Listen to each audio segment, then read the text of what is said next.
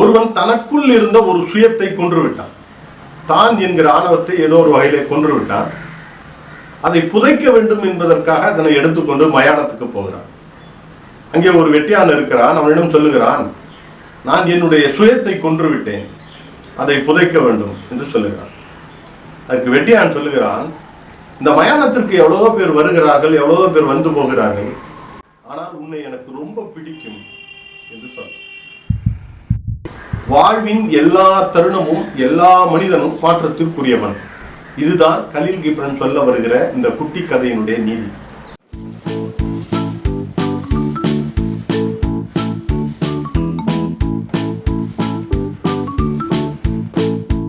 அனைவருக்கும் முயற்சி முருகேசனின் இனிய வணக்கம். கலீல் ஜிப்ரன் என்பதை விட கலீல் கிப்ரன் என்பதுதான் சரியான உச்சரிப்பாக இருக்கும் என்று கருதுகிறேன். இவர் லெபானிய அமெரிக்கர். இவரினுடைய மாபெரும் புகழ்பெற்ற புத்தகம் த ப்ராபட் என்பது. இவரினுடைய சிறப்பு என்று சொல்லுவதிலே ஒன்று, கவிதையில் தத்துவத்தை சொல்ல முடியுமா என்று முயற்சி செய்தது. இதைவிட அவர் தான் கொண்டிருந்த படைப்புகள், தான் கிட்டத்தட்ட ஒரு 25 புத்தகங்கள் எழுதியிருக்கிறார். எல்லாவற்றிலும் தத்துவ கோட்பாடுகளை சொல்லுவதிலே வல்லவராக அவர் திகழ்ந்திருக்கிறார்.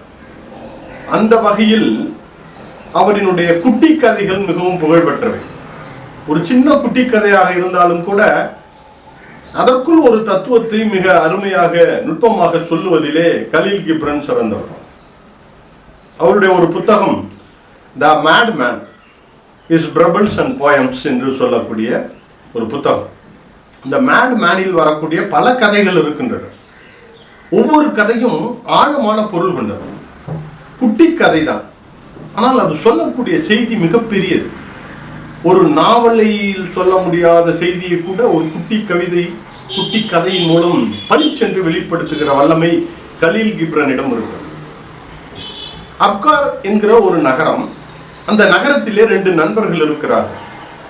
உண்மையில் சொல்ல போனால் அவர்கள் நண்பர்கள் அல்ல, எதிரிகள். இருவரும் மாலையிலே பூங்காவிலே சந்திப்பார்கள். தங்களுக்கு தெரிந்த கருத்துக்களை எல்லாம் பகிர்ந்து கொள்வார்கள். பெரும்பான்மையாக எதிரெதிர் கருத்துக்களாக இருக்கும். இவர் இனிப்பு தான் பிடிக்கும் என்று சொன்னால் இல்லை காரம் தான் பிடிக்கும் என்று சொல்லுவார். இவர் எது சொல்லுகிறாரோ அதற்கு எதிரிடையாகவே இன்னொருவர் பேசுவார். இருவருக்கும் ஒரு ஆழமான கொள்கை உண்டு. ஒருவர் கடவுளை முழுமையாக நம்பக்கூடிய ஆத்திகவாதி, இன்னொருவர் கடவுளை முற்றிலுமாக மறுக்கக்கூடிய நாத்திகவாதி. இது இவர்களினுடைய அடிப்படை தன்மை. இவர்கள் எதில் வாதிட்டாலும் கடைசியாக அது எங்கே வந்து நிற்கும் என்றால் நாத்திகமா ஆத்திகமா என்று வந்து நிற்கும். இவர் இல்லை கடவுளை நம்புகிறவர்கள் எல்லாம் தன்னம்பிக்கை இல்லாதவர்கள், தன்னைத்தானே நம்புகிற எவனும் கடவுளை வணங்க மாட்டான் என்று இவர் வாதிடுவார், அவர் வாதிடுவார். ஆனால் இந்த 2 பேரினுடைய கருத்து யுத்தம் இருக்கிறதே, அது பல புதிய சிந்தனைகளை கொடுக்கும். அதற்காகவே ஒருவரை இவர்கள் பேசுவதை கூர்ந்து கவனிப்பார். கொஞ்ச காலம் ஆனது. ஒரு 6 மாதமாக பூங்காவுக்கு வருவதை இந்த இருவருமே நிறுத்திவிட்டார்கள். 6 மாதங்களாக காணவில்லை. இந்த இருவரினுடைய உரையாடலையும் கேட்டு கேட்டு ரசித்த இன்னொருவருக்கு இவர்களை பார்க்க வேண்டும் என்று இவருடைய வீட்டுக்கு போகிறார். மிகப்பெரிய பழுத்த நாத்திகவாதியாக வாதம் செய்து கொண்டிருந்தாரே, அவர் வீட்டுக்கு போகிற போது கையிலே ஒரு ஜபமாலையை வைத்துக்கொண்டு ஜபமாலையை உருட்டி கொண்டே பல வேத புத்தகங்களை பார்த்து கொண்டே இருந்தார், படித்து கொண்டே இருந்தார். இவருக்கு ஒரே ஆச்சரியம், கடவுளை மறுத்து பேசிய மனிதனா இப்படி 6 மாதத்தில் ஆகிவிட்டார் என்று நினைத்து கொண்டு, ஆத்திகம் பேசிக் கொண்டிருந்தாரே அவருடைய வீட்டுக்கு போய் பார்க்கலாம் என்று அவருடைய வீட்டுக்கு போகிறார். அவர் தன்னிடம் இருந்த கடவுள் சார்ந்த நூல்களை எல்லாம் வெளியிலே தீயை உருவாக்கி அதில் ஒன்றொன்றாக போட்டுக்கொண்டே இருந்தார். ஒரு 6 மாதத்தில் ஒரு நாத்திகவாதி நாத்திகவாதி ஆகிவிட்டான். என்ன காரணம்? இதுதான் அவர் சொல்லுகிற நுட்பம். வாழ்வின் எல்லா தருணங்களும் மாற்றத்திற்குரியவை. ஒரு மனிதனிடம் ஒரு சிந்தனையை நீங்கள் சொல்லிக்கொண்டே இருப்பீர்களே, ஆனால் அது அவருக்குள் அவரையே அறியாமல் உள்ளே போய் வேலை செய்ய தொடங்கிவிடும். எந்த ஒரு கருத்தும் தனக்குள் வந்து விட்டதற்கு பிறகு அது ஒரு வேதியியல் மாற்றத்தை அடைந்தே தீரும். அதுதான் அவருக்குள்ள போய் என்ன பண்ணுதுன்னா, புதிய புதிய எண்ணங்களை, அவர் சொன்னதெல்லாம் கரெக்டாக தானே இருக்கு, கரெக்டாக தானே இருக்கு, சரியா தானே இருக்கு, அதில் என்ன செய்யலாம் அப்படின்னு சொல்லி தன்னையே மாற்றுகிற வல்லமை சின்ன சின்ன செய்திகளுக்கு உண்டு. வாழ்வின் எல்லா தருணமும் எல்லா மனிதனும் மாற்றத்திற்குரியவன். இதுதான் கலீல் கிப்ரன் சொல்ல வருகிற இந்த குட்டி கதையினுடைய நீதி. நரியின் விருந்து அப்படின்னு ஒரு கதை எழுதியிருக்காரு. காலையில எழுந்திருச்சதும் நரி அப்படி வெளியில வந்து பார்க்குது, தன்னுடைய குகையில இருந்து அந்த சூரிய வெளிச்சத்தில் தன்னுடைய நிழல் மிக பெருசா தெரியுது.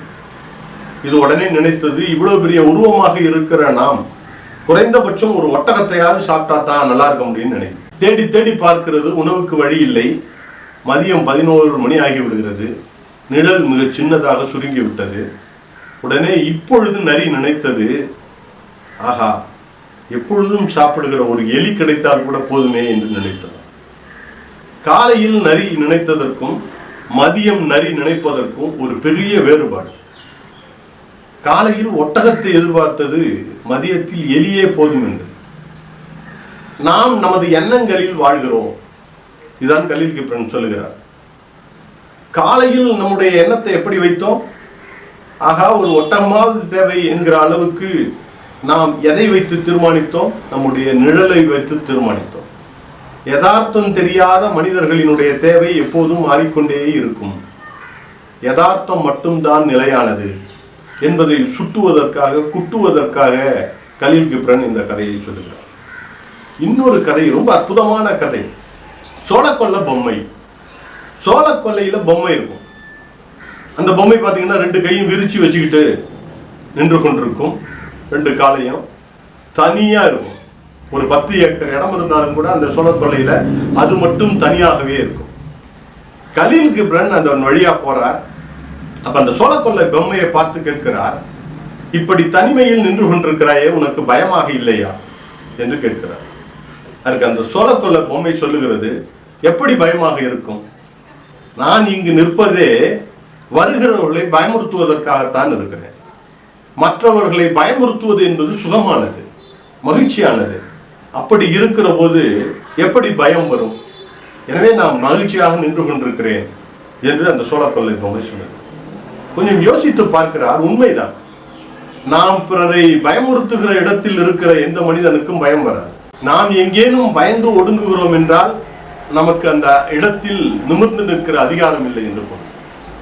எனவே அவர் அந்த சோளக்கொல்லை பொம்மை சொல்லுவதை போல, பிறரை பயமுறுத்துகிற இடத்தில் இருக்கிற போது நமக்கு ஒரு தனி மகிழ்ச்சியும் சந்தோஷம் வரத்தான் செய்கிறது என்று கலீல் கிப்ரன் கூறினார். கலீல் கிப்ரன் சொன்னதும் சோளக்கொல்லை பொம்மை சொன்னது, உனக்கும் அதுபோல்தான் மகிழ்ச்சியாக இருக்கும் என்று சொல்கிறாயே, அது தவறு. வைக்கோலில் திணித்த உடலை கொண்டவர்களால் மட்டுமே இந்த உண்மையான மகிழ்ச்சியை உணர முடியும் என்று சொன்னது. கலீல் கிப்ரன் யோசிச்சு பார்த்தார், வைக்கோலால் திணித்த உடலை கொண்டவர்களால் மட்டும்தான் இதை உணர முடியும்னா, அப்ப நம்மளை இந்த சோளக்கொல்லை பொம்மை கிண்டல் அடிக்குதோ அப்படின்னு நினைச்சார். அந்த பக்கம் போறதை நிறுத்திட்டார். ஒரு வருடத்திற்கு பிறகு அந்த சோளக்கொல்லை பொம்மை பக்கம் போகிறார். சோளக்கொல்லை பொம்மையினுடைய கழுத்துக்கு கீழே 2 குருவிகள் கூடு கொட்டி விளையாண்டு கொண்டிருந்தன. இதோடு அந்த கதை முடிகிறது. அச்சுறுத்தல் என்பது இருக்கிறதே, அது நிரந்தரமானது அல்ல. பயமுறுத்தல் இருக்கிறதே, அந்த மகிழ்ச்சி தற்காலிகமானது, நிரந்தரமானதல்ல. காலம் கனியும் போது இதுவெல்லாம் மாறிவிடும்.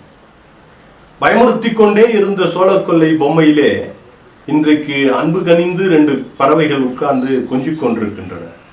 அன்பு என்பது பகிர்தலுக்கு மட்டுமல்ல, சில இடங்களில் இந்த அன்பு கோபமாக கூட வெளிப்படுவதை அறிய முடியும் என்பதைத்தான் இந்த சோளக்கொல்லை பொம்மையிலே மிக நுட்பமாக கலீல் கிப்ரன் வெளிப்படுத்துகிறார். இன்னொரு குட்டி கதை, வெட்டியான் என்ற ஒரு குட்டி கதை. ஒருவன் தனக்குள் இருந்த ஒரு சுயத்தை கொன்று விட்டான். தான் என்கிற ஆணவத்தை ஏதோ ஒரு வகையிலே கொன்று விட்டான். அதை புதைக்க வேண்டும் என்பதற்காக அதனை எடுத்துக்கொண்டு மயானத்துக்கு போகிறான். அங்கே ஒரு வெட்டியான் இருக்கிறான். அவனிடம் சொல்லுகிறான், நான் என்னுடைய சுயத்தை கொன்று விட்டேன், அதை புதைக்க வேண்டும் என்று சொல்லுகிறான். அதுக்கு வெட்டியான் சொல்லுகிறான், இந்த மயானத்திற்கு எவ்வளவோ பேர் வருகிறார்கள், எவ்வளவோ பேர் வந்து போகிறார்கள், ஆனால் உன்னை எனக்கு ரொம்ப பிடிக்கும் என்று சொல்ல. இப்பொழுது இவன் திருப்பி கேட்டான், ஏன் என்னை ரொம்ப உங்களுக்கு பிடிக்கும் என்று கேட்டார். வெட்டியான் சொன்னால், இந்த மயானத்துக்கு வருகிறவர்களெல்லாம் அழுது கொண்டே வருவார்கள், ஆனால் நீ ஒருவன் தான் உன்னுடைய சுயத்தை கொன்ற பிறகும் இழந்த பிறகும் மகிழ்ச்சியோடு இங்கே வந்திருக்கிறாய். எனவே நீ அழாமல் இருக்கிறாய். மயானத்துக்கு வருகிற அத்தனை பேரும் அழுவார்கள், நீ அழவில்லை, எனவே உன்னை பிடிக்கும் என்று வெட்டியான் சொன்னார். இழந்த ஒன்றை பெறுவதற்காக ஒவ்வொரு மனிதனும் இழப்பை நோக்கி அழுகிறான். ஆனால் இழப்பு என்பது அழுகைக்குரியது அல்ல. இழப்பு என்பது வாழ்வினுடைய ஒரு தருணம் தான். பிறப்பு என்கிற வரவு வந்தவுடனே இறப்பு என்கிற செலவும் வந்துவிட்டது என்பதை உணர்கிறவன் அழமாட்டான் என்பதை இந்த வெட்டியான் என்கிற கதை சொல்லுகிறது. நீ மட்டும் சிரித்துக்கொண்டே வருகிறாய் என்று ஒரு வெட்டியான் சொல்லுவதிலே மிகப்பெரிய அர்த்த அடர்த்தி இருக்கிறது என்பதை கலீல் கிப்ரானுடைய குட்டி கதைகள் நமக்கு விளக்குகின்றன. கலீல் கிப்ரானுடைய கதைகள் குட்டி குட்டி கதைகள் தான், ஆனால் அவை சுட்டி காட்டுகிற செய்திகளோ ஏராளம்.